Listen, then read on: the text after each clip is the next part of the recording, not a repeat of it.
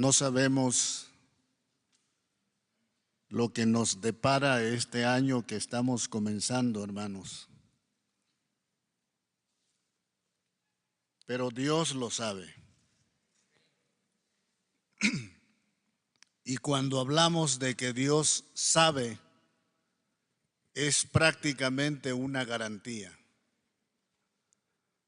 En Mateo 6, no tiene que buscarlo, dice: vuestro Padre Celestial sabe que tenéis necesidad de todas estas cosas en el ambiente de las necesidades materiales, físicas, emocionales, espirituales.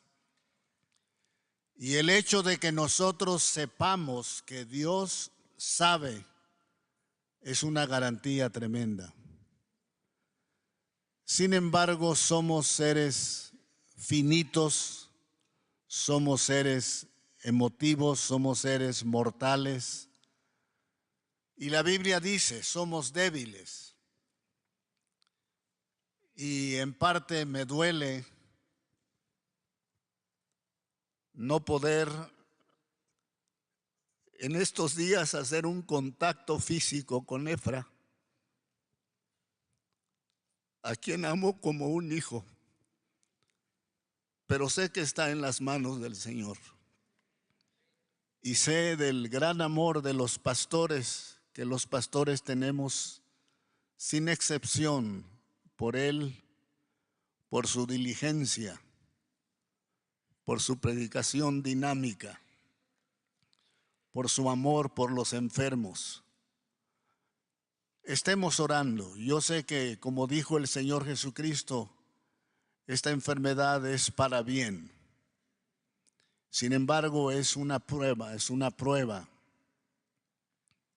Estuvimos juntos en Tuxpan, Veracruz, donde por la gracia de Dios casi siempre Betel tiene una parte de responsabilidad y de ayuda para con la pastorada, así los llamo yo, bromeando, de muchas partes que nos invitan a sembrar con ellos y a compartir instrucciones, capacitaciones. Y él es parte del liderazgo de esa mesa directiva. Y una de esas noches noté algunos problemas que estaba teniendo en su respiración, pero no sabía que era tan delicado, aunque no es del todo una gravedad. Gracias a Dios por la intervención de la medicina. Amén. Gracias a Dios por los médicos, y hoy vamos a consultar en la Biblia el libro de un médico. Y yo sé que pronto, en estos próximos días, el pastor Efra va a estar entre nosotros. Qué bueno que ya pudimos orar por él y que hemos estado orando por él. Tengo una petición más que agregar. Algunos de ustedes, si no la mayoría, recuerda a nuestro hermano Jesús Manuel Vizcaya, médico. ¿Recuerdan a nuestro hermano? Hace tiempo fue a los Estados Unidos, ya está de regreso en Colón. Y hoy en la mañana recibí la noticia de una metástasis en su cuerpo. Si es correcto decirlo, cancerígena, y humanamente hablando, el panorama es, humanamente hablando, imposible. Oremos por la familia, oremos por su lucha, oremos porque Dios lo envuelva en su gracia y ayude a nuestro hermano Jesús Manuel Vizcaya, que ha sido de bendición y que fue en su momento, al estar aquí, bendición para muchos, que fuimos ayudados por él clínicamente, médicamente hablando. Incluso hace tiempo, cuando prediqué un tema sobre la muerte de Jesús y tenía que tocar cosas médicas, cosas anatómicas, él me ayudó y me dio mucha información. Y bueno, con cierta frecuencia me decía, ¿tiene tiempo, pastor, para llevarlo a desayunar? Quiero platicar con usted. Y tuvimos pláticas muy importantes de su vida espiritual. Él está postrado ahora. Y hay más enfermos, yo sé. Por eso cuando oremos, generalicemos y digamos, Señor, no recuerdo el nombre de los demás que están enfermos, pero toca sus vidas, toca su cuerpo. Amén, hermanos. Les encargo oración por nuestros enfermos entonces, que estemos haciendo esa oración. El título de nuestro tema de esta mañana es 4 actitudes para salvar a un mundo postrado. 4 actitudes para salvar a un mundo postrado. Lucas, el Evangelio escrito por un doctor en medicina, por Lucas, llamado el médico amado, bien dicho, el médico amado, el médico que asistió al gran apóstol San Pablo durante años en sus viajes, su médico de cabecera. Lucas, presumiblemente griego, judío, pero griego a la vez. Por eso cuando hablamos de los escritores del Nuevo Testamento decimos, o de toda la Biblia, escritores humanos, decimos, hay 42, probablemente 43 escritores de la Biblia, todos judíos, con excepción muy probable de Lucas, y lo más probable es que era griego. Y en su libro, en el Evangelio según San Lucas, está el capítulo 5, un capítulo del cual he predicado probablemente 25 veces, probablemente. Hay capítulos de la Biblia de los cuales he predicado más, por ejemplo, Isaías 53, Salmo 40, que he predicado de ese salmo a lo mejor 30 ocasiones. Juan capítulo 3, a lo mejor 50 veces. Gracias a Dios, no siempre en la misma iglesia. Imagínense lo que eso sería. Aunque un predicador predicó un texto de la Biblia un domingo, al siguiente domingo predicó otra vez del mismo texto. Al tercer domingo otra vez, no les estoy dando ideas a los pastores. Y al quinto domingo otra vez, entonces un diácono de esos que son, bueno, un diácono, iba a decir de carácter, le dijo, pastor, ya se daría cuenta que ha predicado 5 domingos del mismo texto y el mismo sermón con los mismos puntos. Y le dice el pastor, sí, hermano, ¿y ya lo hicieron?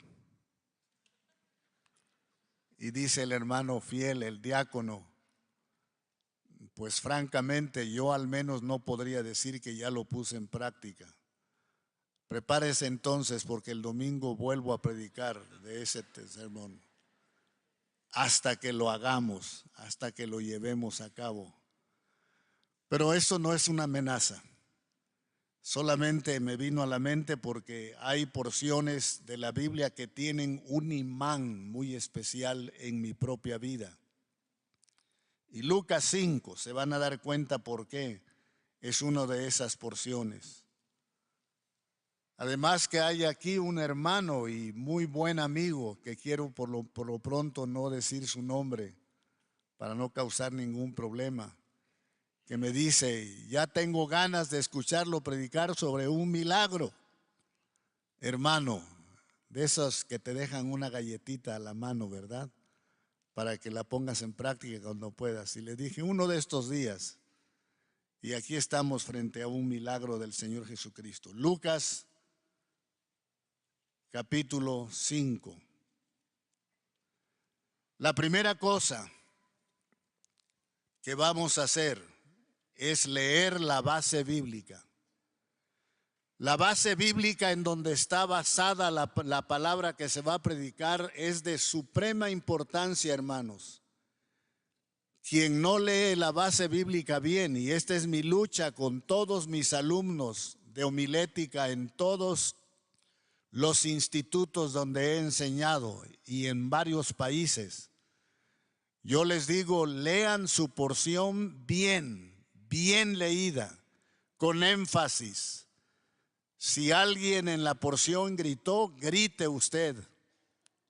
Si alguien regañó a alguien como Pablo regañó a Pedro, ¿sí o no?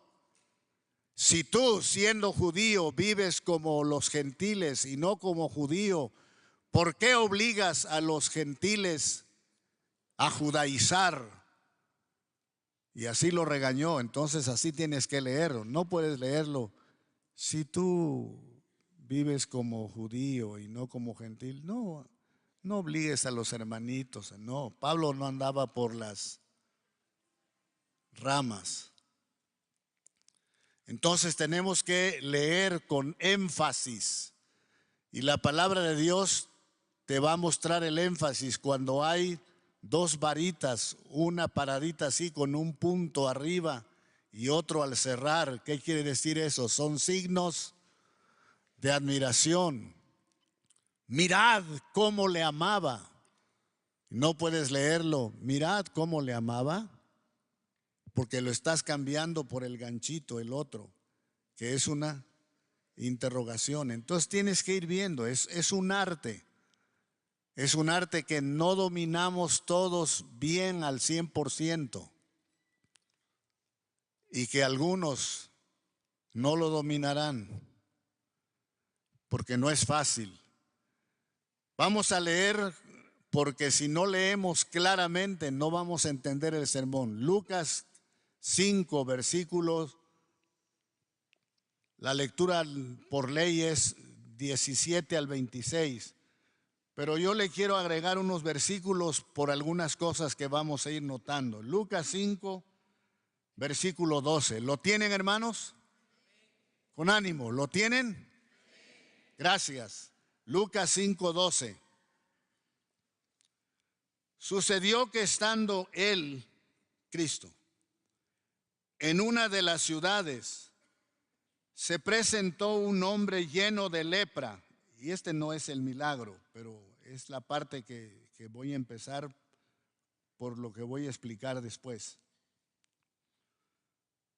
Se presentó un hombre lleno de lepra, el cual, viendo a Jesús, se postró con el rostro en tierra y le rogó diciendo: Señor, si quieres, puedes limpiarme.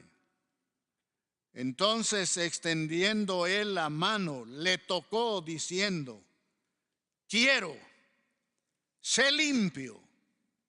Y al instante la lepra se fue de él. Y él le mandó que no lo dijese a nadie. Oigan esto.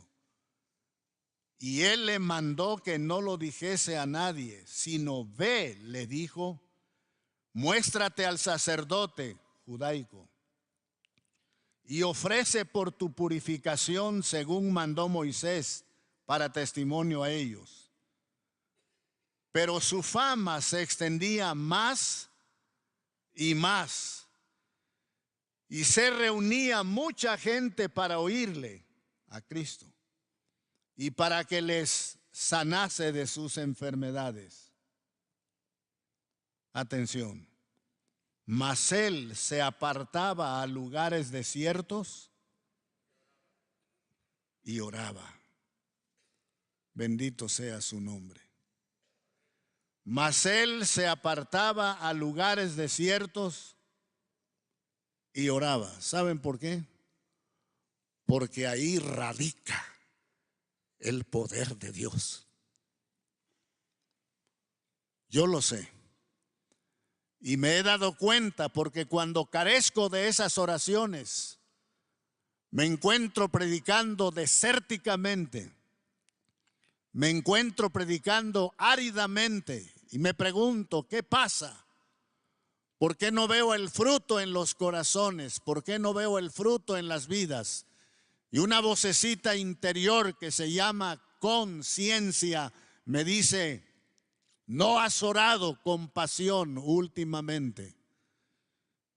Ahí radica el poder de Dios, mas él se apartaba a lugares desiertos y oraba. Aquí viene. Aconteció un día, después de mucho orar, que él estaba enseñando y estaban sentados los fariseos y doctores de la ley, los cuales habían venido de todas las aldeas de Galilea y de Judea y Jerusalén. Y miren, y el poder del Señor estaba con él para sanar. Qué tremendo.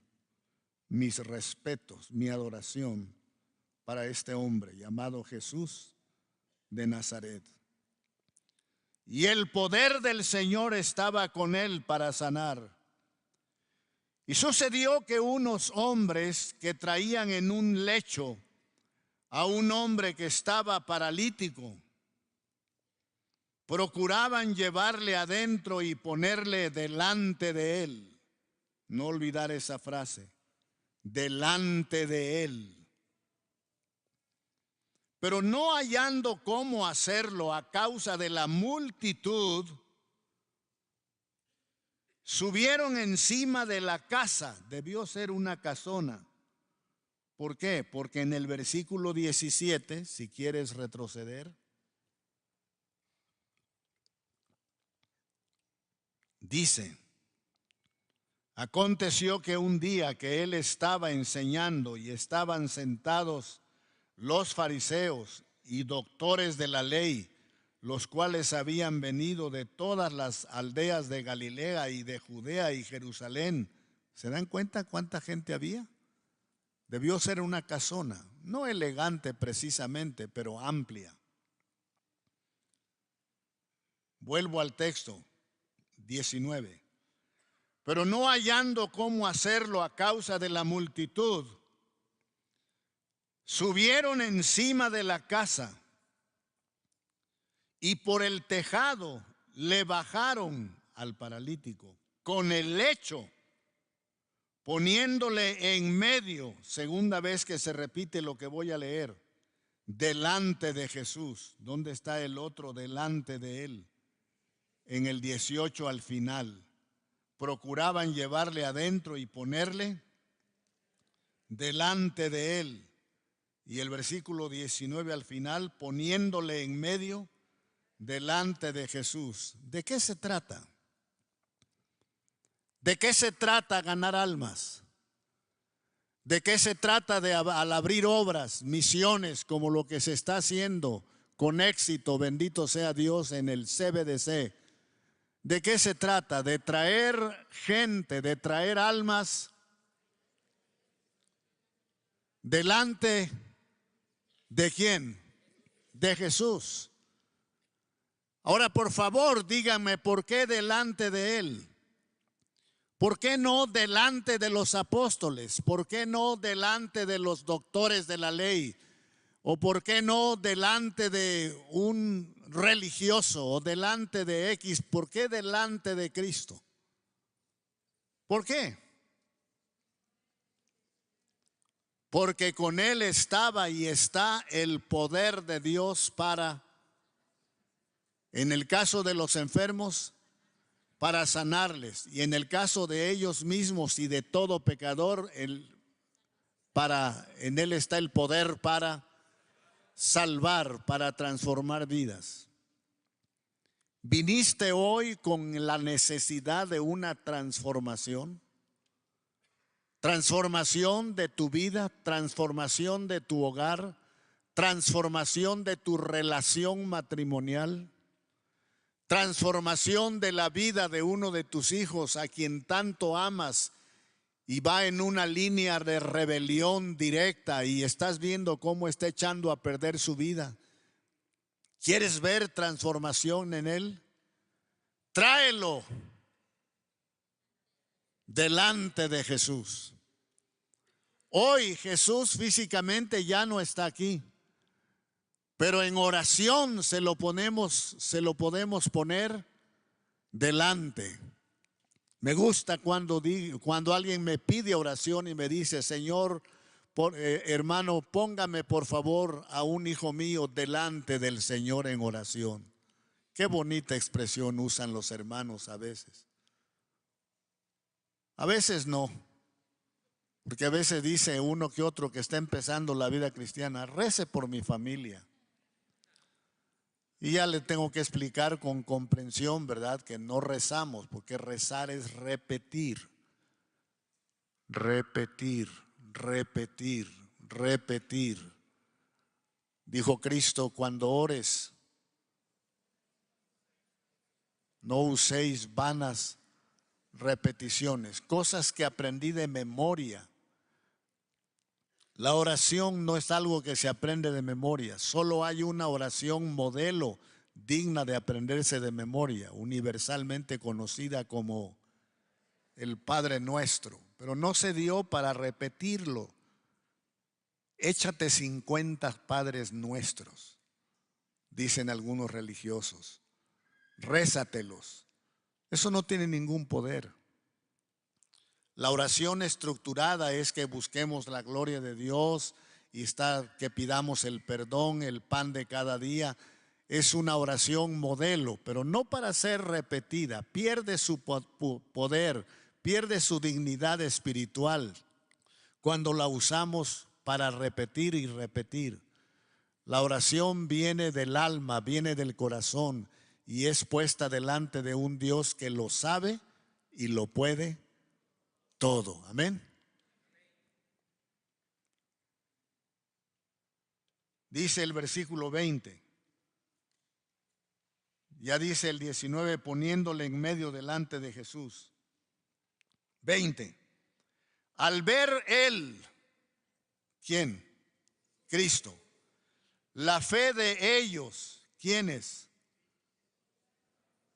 Al ver él, Cristo, la fe de ellos, ¿quiénes? Los 4 que llevaban y que desentejaron para bajar al paralítico y ponerlo delante de él. Noten una cosa maravillosa. No dice al ver él la fe del paralítico. No, el paralítico estaba siendo trasladado y ayudado. Es más, él no lo pidió. Vieron la necesidad de estos 4, se movilizaron y dijeron: ayudémosle a llegar a ponerlo delante del sanador de sanadores, el sanador divino, el único verdaderamente sanador divino. No hubo ni hay otro. Así que al ver Cristo la fe de ¿quién? De los 4. No premió la fe del paralítico. El paralítico no tuvo que ver nada en cuanto a fe. Ya cuando estuvo delante de Cristo sí, pero al principio era un enfermo ayudado, como tú ayudas a cualquiera. Incluso puede ser un ateo que se está muriendo y tú entras en acción cristianamente para ayudarlo en su salud, y no te va a decir que cree en Dios, porque muchos son ateos hasta la muerte. Sin embargo, puede ser ayudado físicamente.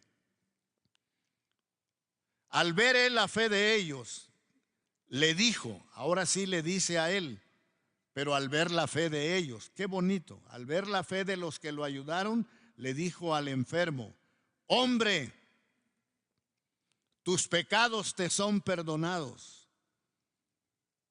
Entonces los escribas y los fariseos comenzaron a cavilar, diciendo: ¿quién es este que habla blasfemias? ¿Quién puede perdonar pecados sino solo Dios? Ahora, ¿eso era cierto? Sí, pero lo que ellos ignoraban es que Cristo era y es Dios. Amén, hermanos. Eso era lo que ignoraban, pero lo que estaban diciendo era cierto. ¿Quién puede perdonar pecados sino solo Dios? Dígaselo a los religiosos que intentan perdonar pecados, intentan absolver almas, intentan dar indulgencias. Dígaselos, solo Cristo puede perdonar pecados. Solo Dios puede perdonar pecados. ¿Y por qué solo Dios? Porque solo Dios conoce las profundidades de tu corazón, de tus necesidades, tu alma y de toda persona en todo el mundo. Es una capacidad infinita que ningún pastor, ningún sacerdote, ningún líder religioso, dame el nombre de cualquier religión que quieras y de sus líderes, nadie de ellos, ninguna investidura pastoral o sacerdotal nos da poder ni derecho de perdonar pecados.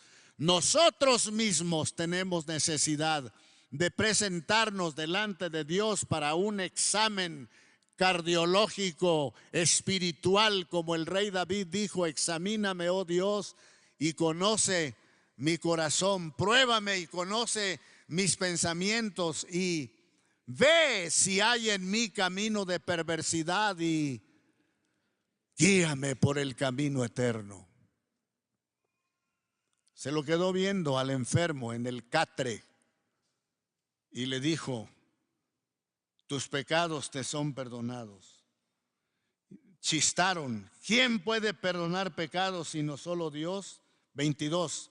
Jesús entonces, conociendo los pensamientos de ellos, respondiendo les dijo: ¿qué caviláis en vuestros corazones? ¿Qué es más fácil?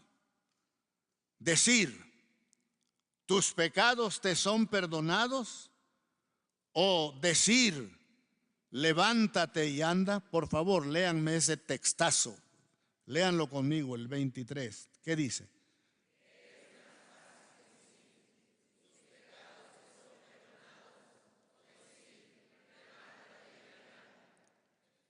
Ahora díganmelo ustedes.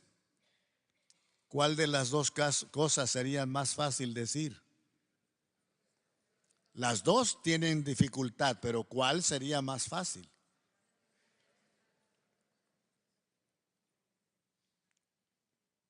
No les voy a dar todavía la respuesta. ¿Qué es más fácil? Debe leerse así. ¿Qué es más fácil? Coma. Cuando no pueda con una coma, dígalo en voz alta. ¿Qué es más fácil? Coma. Decir, tus pecados te son perdonados, porque no está diciendo que es más fácil decir, sino que es más fácil. Está hablando de dos cosas. Entonces, antes de enumerar la pregunta, ¿qué es más fácil de estas dos? Decir tus pecados te son perdonados, o decir levántate y anda. Y luego él mismo dice, 24, pues para que sepáis, hermanos, gócense con este texto. Uno se puede gozar si lo decide. Gócese. Pues para que sepáis que el Hijo del Hombre tiene potestad en la tierra para perdonar pecados, dijo al paralítico: a ti te digo, levántate, toma tu lecho y vete a tu casa. Al instante, amén, al instante, no días después como los que recomiendan remedios. Ponte estas hojitas hervidas de sábila, te las pones el martes con luna llena y te las pones otra vez el jueves con sol apagado. Y luego dices una jerigonza así y asá y te vas a ir sanando. ¿Qué dice el 25? Al instante, levantándose en presencia de ellos, el enfermo, levantándose en presencia de ellos y tomando el lecho en que estaba acostado, se fue a su casa glorificando a Dios. Y todos, sobrecogidos de asombro, glorificaban a Dios y llenos de temor decían: hoy hemos visto maravillas. Dígalo conmigo. Hoy hemos visto maravillas. Otra vez. Hoy hemos visto maravillas. Dígalo en futuro conmigo. Hoy veremos maravillas, porque sí las vamos a ver. Porque la palabra de Dios cambia nuestros pensamientos, cambia nuestra vida. Y ese problema que traes, hermano, puede caer como un fardo de tus hombros, como un fardo cae, como un costal que te ha vencido todo este tiempo, cae en las manos del Señor. Y el Señor te puede liberar, no carismáticamente, no emocionalmente, no inventando oraciones, sencillamente por fe. ¿Crees que el Señor lo puede todo? Dice la Biblia que no hay para Él nada imposible. Entonces toma en esta mañana aquello que te está dando problemas en tu campo espiritual, en tu campo hogareño, en tu trabajo, en tu vida personal, eso que no has podido vencer, eso que nadie más que tú y Dios lo saben, y que anhelas una victoria, anhelas que tus amarras se desaten y seas liberado, no liberado emocionalmente, aunque de paso también sucede, pero liberado espiritualmente. Qué bonito ese coro que dice: rompió mis cadenas, al fondo del mar echó mi maldad. Al que el Hijo hace libre, es libre. Eso está basado en Juan capítulo 8. Así que si el Hijo os libertare. Así que hoy podemos ver maravillas. Eso depende de tu fe.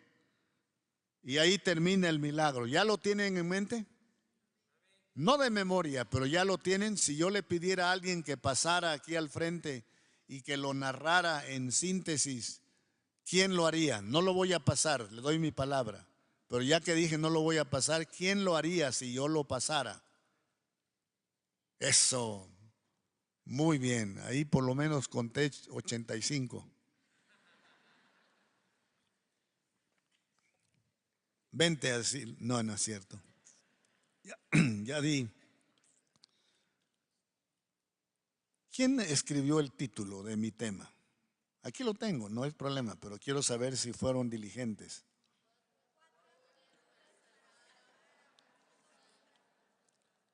Aquí está el tema. Aquí está el tema. Todo lo que tengo que hacer es leértelo. Ya está la lectura, ya está la base. Y en unos cuantos minutos viene el tema. No puede ser más largo que estas 20 hojitas que están aquí. No, son menos. 4 actitudes para salvar a un mundo postrado. ¿Cómo está nuestro mundo, hermanos? Espiritualmente y emocionalmente, ¿cómo está nuestro mundo? Moralmente, ¿cómo está nuestro mundo? Usted lo sabe. Postrado. ¿Y de qué hablamos cuando hablamos de alguien que está postrado? Derrotado, etcétera, etcétera. En este día deseo que analicemos uno de los poderosos hechos del Señor Jesucristo y que extraigamos de él una lección clara y práctica para nuestra vida de servicio al Señor. Es el milagro de la curación de un paralítico. Leamos cuidadosamente el pasaje bíblico. Ya lo hicimos. Todos sabemos que Jesucristo hizo sus milagros con 4 propósitos bien claros en las Escrituras. 1. cumplir las profecías del Antiguo Testamento. 2, beneficiar a los enfermos con la bendición de su sanidad. 3, avalar el mensaje que predicaba. Por eso Nicodemo llegó diciéndole: Rabí, sabemos que has venido de Dios como maestro, porque nadie puede hacer las señales que tú haces si no estuviera Dios con él. Y cuarto propósito por el que hacía sus milagros: para mostrarnos cuadros de enseñanzas espirituales. Por ejemplo, cuando el Señor limpió al leproso de Mateo 8, nos mostró también su capacidad de limpiarnos de la lepra espiritual, que es el pecado en nuestra alma. Cuando le dio la vista al ciego de Juan capítulo 9, nos enseñó que Él puede quitar nuestra ceguera espiritual y así poder ver las maravillas de su ley. Amén, hermanos. Cuando calmó la gran tormenta en el mar, nos mostró su poder para controlar la naturaleza y su poder de controlar y calmar nuestras propias tormentas de nuestra vida. No se canse de decir amén cuando es necesario. Amén. Cuando expulsó a los demonios del endemoniado gadareno y lo dejó sentado, vestido y en su juicio cabal, nos mostró su poder para trasladarnos de las tinieblas al reino de su amado Hijo. Y cuando resucitó a Lázaro de Betania, nos mostró su gran poder de hacernos pasar de muerte a vida. Por eso dijo: yo soy la resurrección y la vida. El que cree en mí, aunque esté muerto, vivirá. Compréndalo, por favor. Vaya oyéndome y compréndalo. Y ahora, ¿qué es lo que el Señor nos enseña con su milagro de la sanidad de este paralítico? Veamos el cuadro general. En primer lugar, por favor, no se me vayan aquí en este momento. En primer lugar, el paralítico. Observemos el paralítico. En la enseñanza espiritual representa el mundo en que vivimos postrado, imposibilitado, incapaz de valerse por sí mismo. El mundo actual sin Cristo es un mundo incapaz de andar, de avanzar. Está postrado en su camastro de desesperación y depresión. Es llevado eventualmente por otros, pero por sí mismo no puede andar. Así está el hombre en sus pecados. Y con todo respeto, así estás tú. Si no tienes a Cristo en tu vida como tu esperanza primordial, estás postrado en tus pecados. Hay cosas que no puedes vencer. Hay partes de tu temperamento que no puedes dominar y que te traicionan, y frecuentemente estás en problemas. Hay resentimientos en lo recóndito de tu corazón que no te has podido deshacer de ellos, y es un cáncer que corroe tu alma y no lo vas a poder vencer hasta que tu corazón postrado no tenga un encuentro personal y espiritual con el Señor Jesucristo. Asimismo, no podía andar. El apóstol Pablo dice en Efesios 2: y Él os dio vida a vosotros cuando estabais muertos en vuestros delitos y pecados. Es el pecado el que tiene el mundo así, y el mundo va de mal en peor, engañando y siendo engañados. Su única esperanza es que alguien que no esté en su situación lo ayude. Ese alguien es Cristo, hermanos y amigos. Amén. Porque la Biblia dice que Él nunca hizo maldad ni hubo engaño en su boca. En segundo lugar, vean a los hombres que lo llevaron ante Jesús.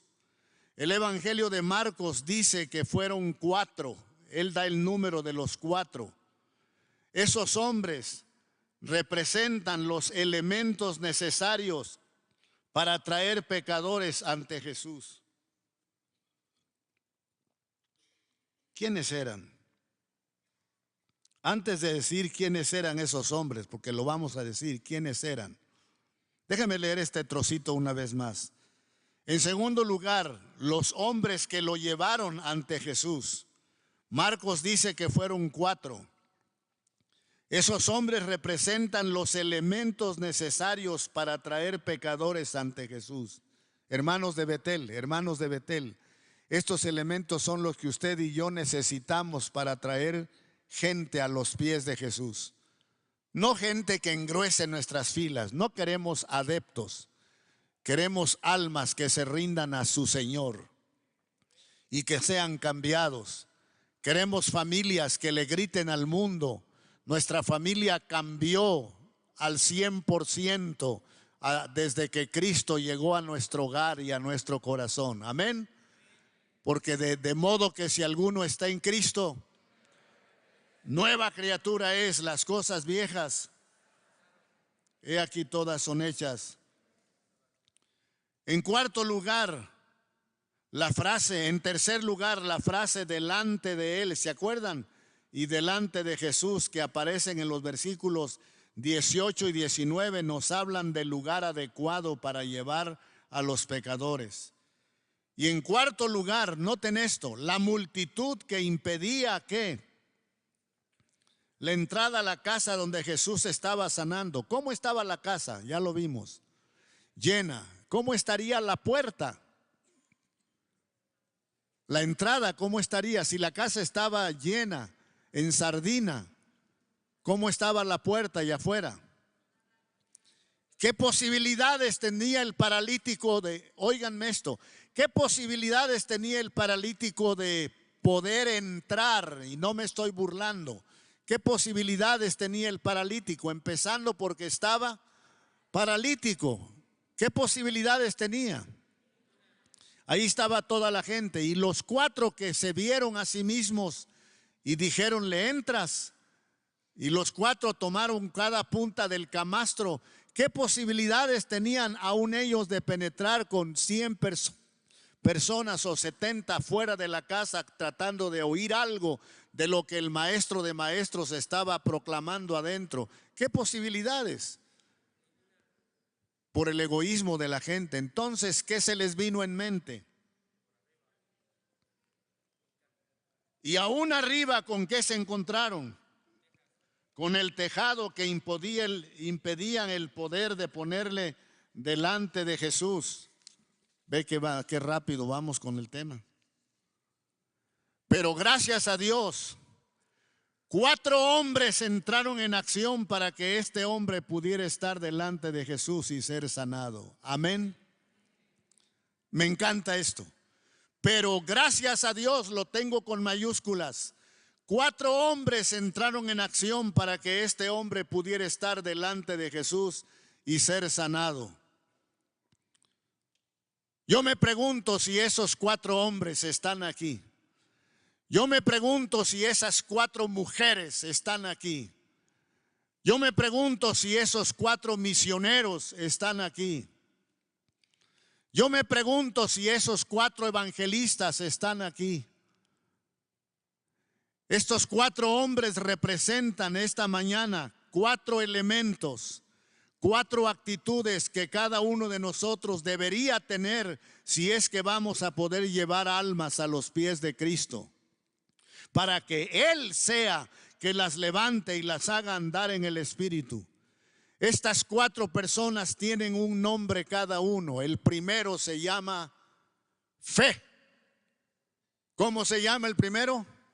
Fe. Así que en su corazón dígale: gusto en conocerte, fe. Y no andamos muy lejos de algunos nombres, porque hay quienes se llaman Victoria, hay quienes se llaman Esperanza, hay quienes se llaman Socorro, Y cuando el esposo grita, llega la policía. ¡Socorro! Bueno, los bomberos. Pero este primer hombre se llama fe, porque estamos hablando de actitudes. Vamos a ponerle al hombre de la punta delantera, el que primero tomó esa parte del camastro y animó a los otros tres. Este se llama fe. Óiganme bien, por favor, hermanos, en este hermoso mediodía prácticamente.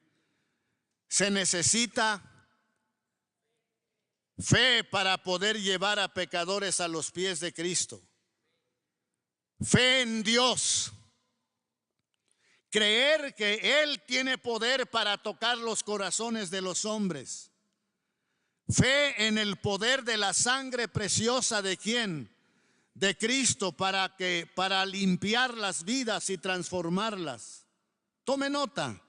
Fe en la obra del Espíritu Santo para convencer los corazones de su necesidad. Fe en el poder de la palabra de Dios, de este bendito libro, hermanos. Creer que es viva y eficaz y más cortante que toda espada de dos filos y que tiene poder para limpiar las vidas. Fe en que Dios puede enviar más obreros a su mies y en que nosotros podremos sostenerlos en el campo misionero. Fe en que Dios suplirá todo lo que nos falte para hacer la obra, a fin de que podamos dar generosamente a la obra misionera. Sin fe, una vez más, sin fe es imposible. ¿Cómo se llamó el primer hombre de los 4 que cargaron el camastro o la camilla? Fe. Mi pregunta es, ¿eres tú uno de ellos? ¿Tienes fe en tu corazón? ¿Crees que si invitas frecuentemente tus amigos vendrán? O si te pregunto por qué tus amigos y tu familia no está con nosotros, al menos oyendo un domingo, ¿será porque no has tenido fe? Una vez un joven, ni tan joven, tendría ya unos 27 años, bueno, era joven, me dijo en el Mante, en Ciudad Mante, en una campaña, estábamos orando todas las mañanas en grupo por la campaña. En esa campaña más de 50 almas rindieron sus corazones a Cristo para vida eterna. Y aquel joven me dijo, hermano, ore por mi papá, porque no conoce a Cristo todavía. Y saben, yo le dije, ¿sabes qué te propongo? Una de estas tardes de la campaña, vamos a tu casa, preséntame a tu papá y yo le hablo de Cristo. No, me dice. ¿Así? ¿Me espantó? No, pero ya ve que tenemos muchas formas de decir la palabra y él la entrecortó así. No. Cuando hacemos eso estamos diciendo no, no, no. No, me dice. ¿Por qué? Le dije. No, él tiene un corazón durísimo. Él no va a creer. Y así al estilo veracruzano, aunque era de Tamaulipas. Y yo le dije, bueno, yo dije dentro de mí, por fin, pidió oración por su papá. Aquí está un instrumento que vino a testificar, que es un evangelista. Yo quiero hacer mi grano de arena y él me dice, no, no se va a poder. ¿De qué escaseaba? Claro, no tenía fe. ¿Cómo se llamaba el otro que agarró el camastro? Oración. El otro tenía un nombre todavía más raro porque yo no he conocido a nadie que se llame oración. Pero así lo vamos a nombrar, oración. Y al decir oración para ganar almas, para que la gente se convierta, no estoy hablando de los 40 segundos de oración antes de cada alimento. No estoy hablando de esa oración. Tampoco estoy hablando de la oracioncita antes de tomar el volante del auto. Estoy hablando de un tiempo especial y serio de oración. Estoy hablando de clamar. Clamar, dígame un texto que tiene la palabra clamar. Clama a mí pero díganmelo clamando. Clama a mí y yo te responderé y te enseñaré cosas grandes y ocultas. Estoy hablando pues de un tiempo especial y serio de oración. Estoy hablando de clamar, de rogar, de verter lágrimas, de tocar insistentemente las puertas del cielo y decir al Señor: Señor, toca el corazón de mi esposa que aún no conoce a Cristo, o toca el corazón de mi compañero. Yo no quisiera, Señor, que estuviéramos un día divididos, yo en los cielos en tu eterna gloria y Él descendiendo al abismo infernal. No, Señor, toca su vida, y no solo porque no vaya al infierno, sino porque viva una vida victoriosa y nuestro matrimonio pueda ser triunfante. ¿Ruegas así al Señor? Insistentemente tocando las puertas del cielo, reclamando las benditas promesas de Dios. Estoy hablando de la oración como la de aquel amigo inoportuno de Lucas 11 que se nos predicó. ¿Cuándo?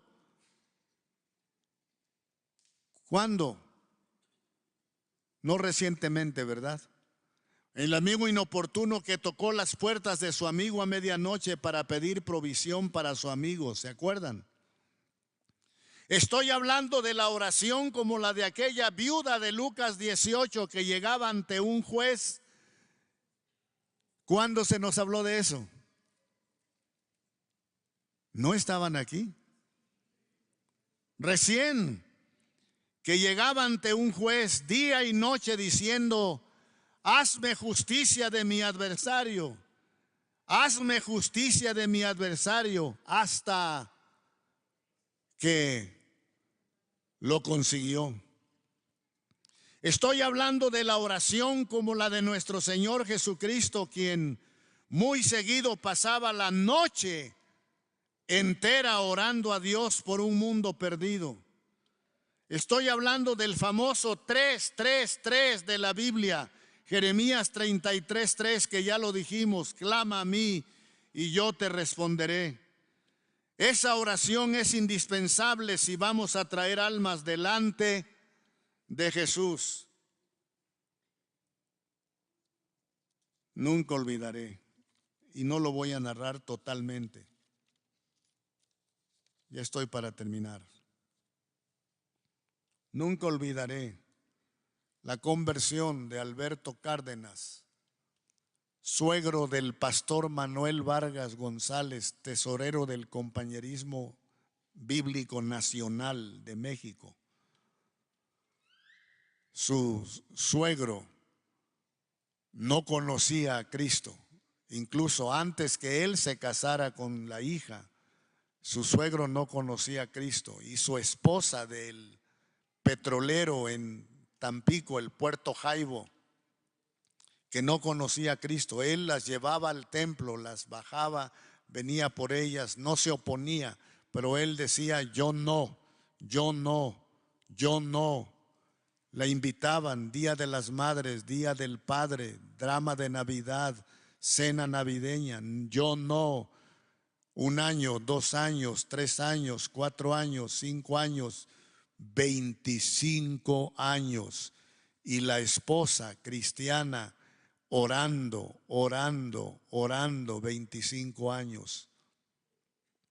Y yo fui testigo presencial de la noche en una campaña en una iglesia que yo pastoreaba, y no tuve el gozo de ser yo el predicador que tuviera esa bendición esa noche. Pero cuando un misionero americano estaba predicando en mi iglesia aquel texto, aquella porción del ciego de nacimiento, cuando Cristo lo sanó, y dijo, cuando lo criticaron: el que te sanó es un pecador. Y él dijo, el ciego, el ex ciego, el que había sido sanado: si es pecador, no lo sé. Una cosa sé, que habiendo yo sido ciego, ahora veo. Y ahí predicó el pastor, y ahí estaba por primera vez en un templo, y aceptó entrar porque no era en su tierra, tenía vergüenza de sus amigos. Alberto Cárdenas. Y ahí sí aceptó entrar, pero no aceptó sentarse. Siempre la rebelión tiene algo que no, ni en esa silla me quiero sentar. Y se puso en la pared de hasta atrás. Y como era el templo donde yo pastoreaba, me manchó la pared con su zapato, porque puso su zapato así, su planta así. Yo estaba sentado en la plataforma, el pastor americano predicando aquí, claro, en español, y yo estaba sentado en uno de los asientos que estaban ahí atrás y vi todo el panorama.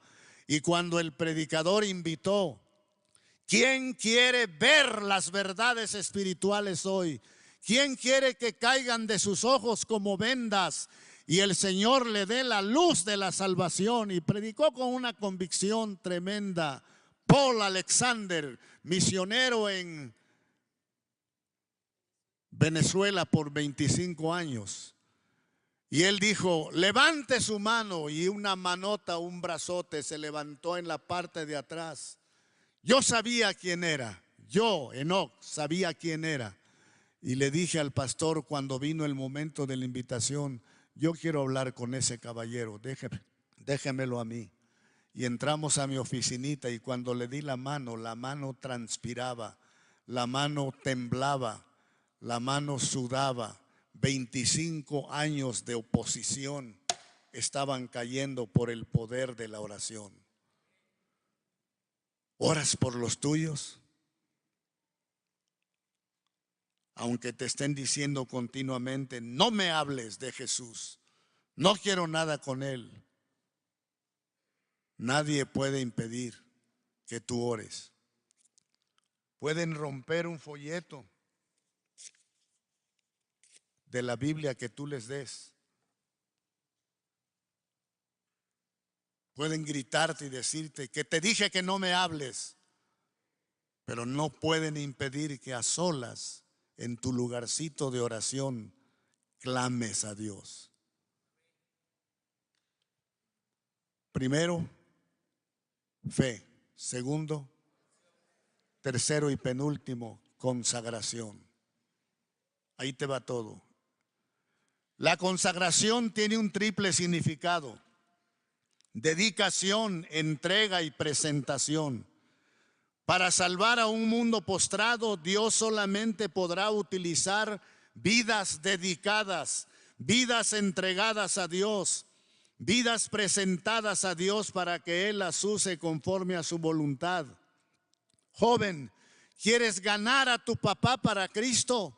No lo vas a lograr con la vida que tienes. Esposa, ¿quieres ganar a tu esposo para Cristo?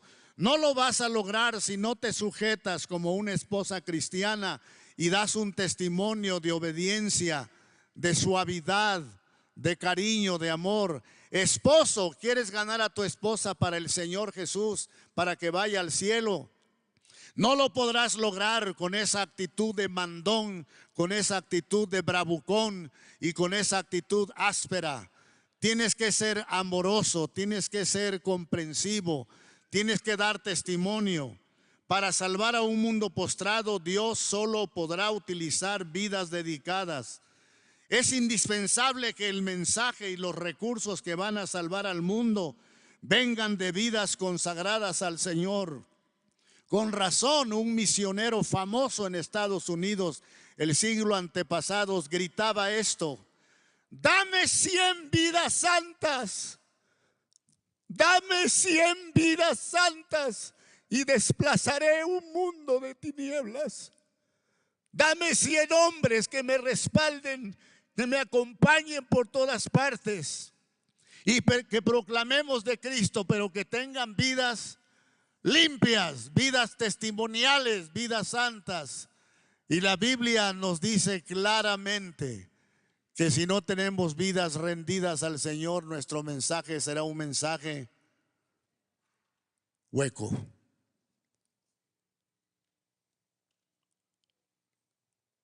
Si yo hablase lenguas humanas y angélicas y no tengo amor, vengo a ser como metal que resuena o címbalo que retiñe. Alguien dijo con mucha sabiduría: cuando los cristianos se consagran, los incrédulos se convierten. Yo lo tengo visto. Lo he vivido en cientos de iglesias.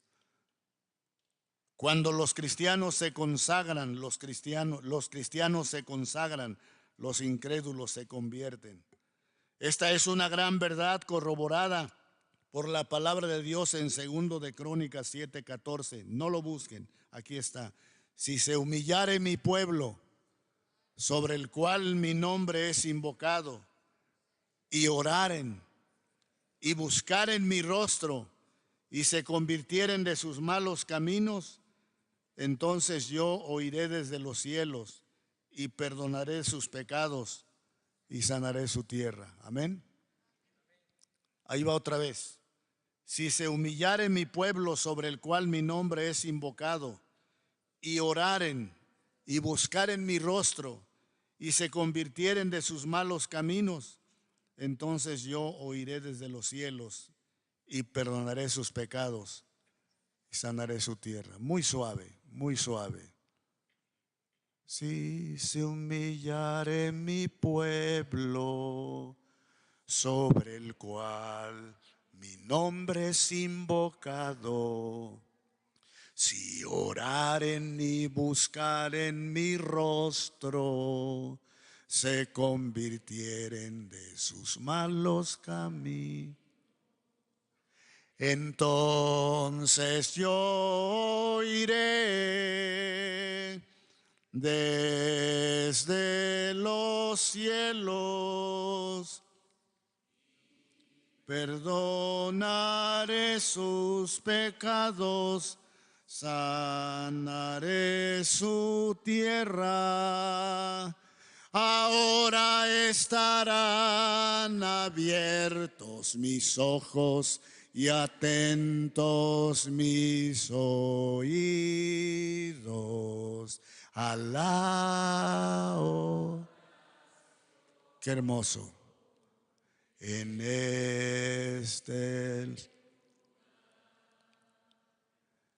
entonces yo iré, promete Dios, desde los cielos, cántenlo dulce, y perdonaré sus pecados. Cerremos con fuerza. Ahora estarán abiertos mis ojos y atentos mis oídos a la oración en este lugar. A la oración en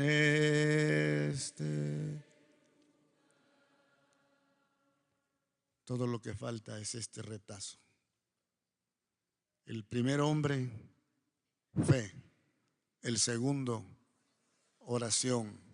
El tercero, consagración. Y el cuarto, disposición. Disposición. Si los cuatro hubieran dicho que lo hagan otros, o si dos hubieran dicho díganle a otros dos, nosotros no podemos. Cuando no hay disposición, no se puede. La disposición es la parte activa de las 4 actitudes para salvar a un mundo postrado.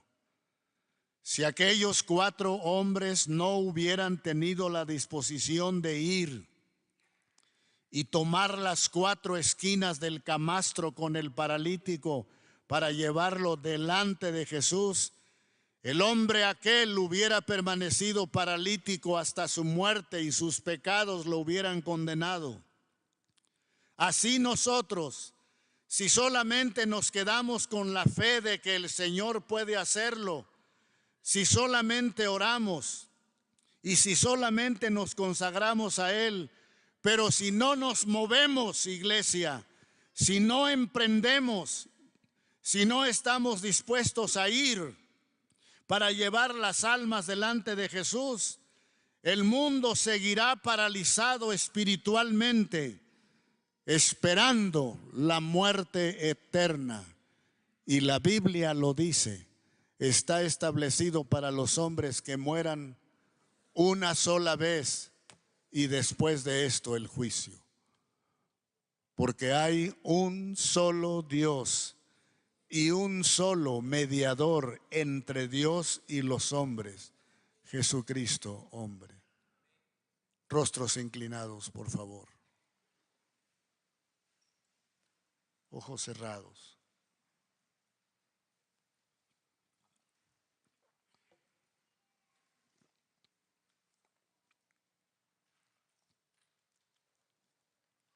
Me gustaría preguntarle a toda la gente que ya viene a este lugar continuamente, que nos denominamos cristianos, que somos de esta congregación, que constantemente estamos aquí y sentimos compromiso. Me gustaría preguntarles, ¿cómo anda tu anhelo de ganar almas para Cristo? ¿Cómo anda tu compasión para con un mundo postrado? Un mundo que tú te das cuenta cómo está, por la página escrita, por los noticieros televisivos, por la radio, por todos los medios, por internet, por todos los medios te das cuenta cómo está el criterio del mundo, la moral del mundo, el vocabulario del mundo, la inmoralidad, la perversión, la depravación a flor de tierra. ¿Cómo vamos a hacer para traer gente delante del Señor? No nos interesa llenar listas.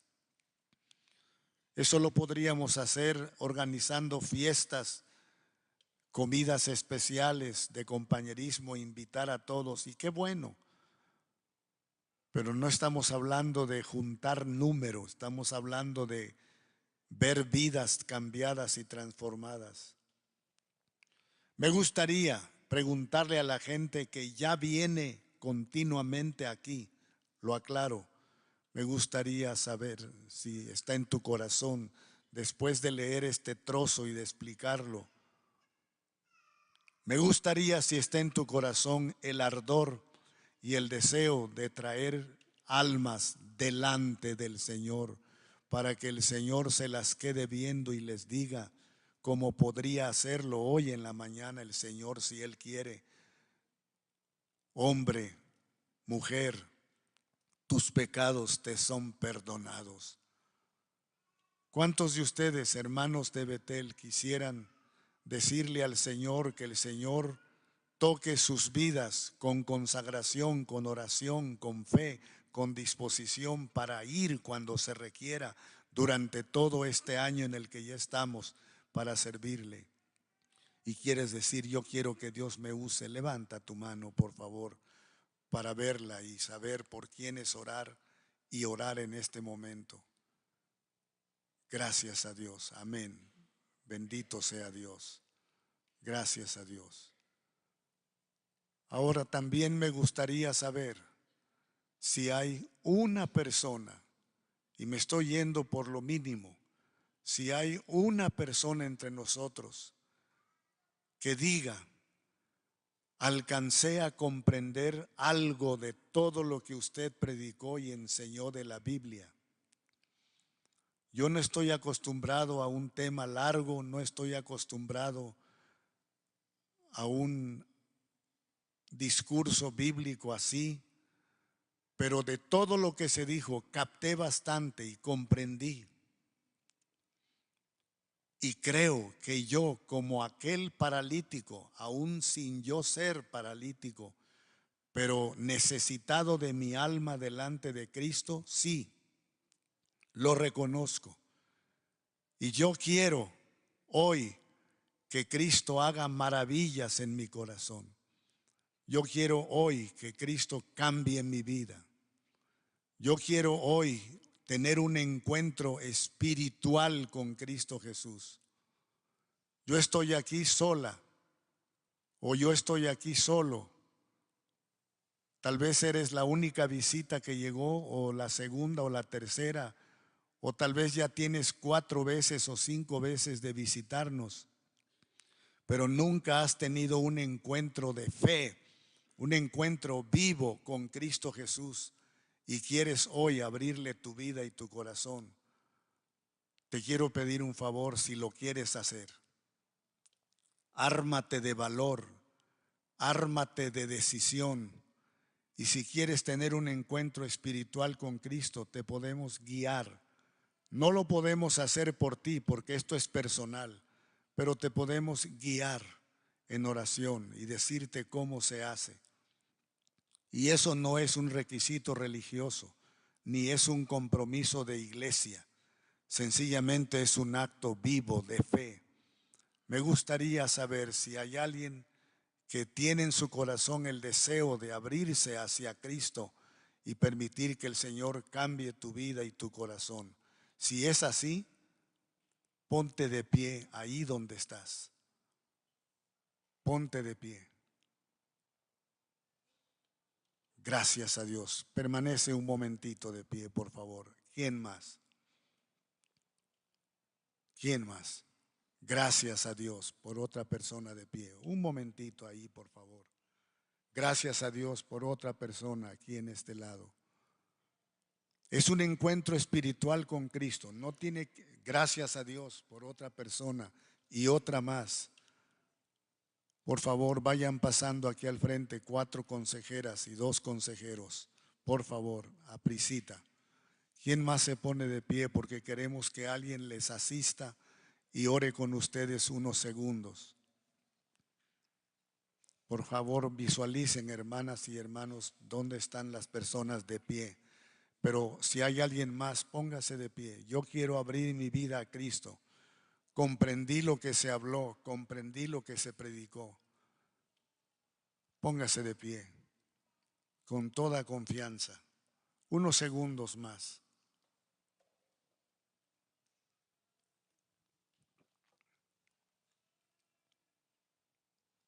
Ahora les pido a los consejeros que sean ellos los que caminen donde están las personas y las inviten a orar un momentito, por favor. Por favor, gracias. Si hay alguien más que se ponga de pie, hágalo ahora mismo y van a orar con usted un momentito. ¿Alguien más?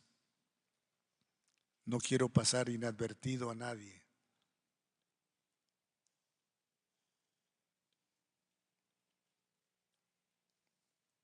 Gracias a Dios. Gracias, consejeros. Padre bendito que estás en los cielos, gracias por lo que tu palabra hace y lo que tú has hecho en cada vida hoy y haces cada domingo y cada culto entre nosotros. Alabado sea tu nombre. Despierta en nosotros un anhelo ferviente por las almas, Señor. Despierta un fuego especial en nuestros corazones. Transforma más y más a nuestra iglesia. Permite, Señor, que obras nuevas se abran como la que está empezando en el CBDC. Y permite que no perdamos de vista la bendición que tú estás dando en esos lugares. Gracias por la hermosa gente que nos visitó hoy. Gracias por todas las manos que se alzaron para dedicarse más a ti. Y te pido que tú nos des gozo y alegría en el corazón y gratitud, y que tú obres con poder en cada vida. En el nombre de Jesucristo te lo rogamos. Amén.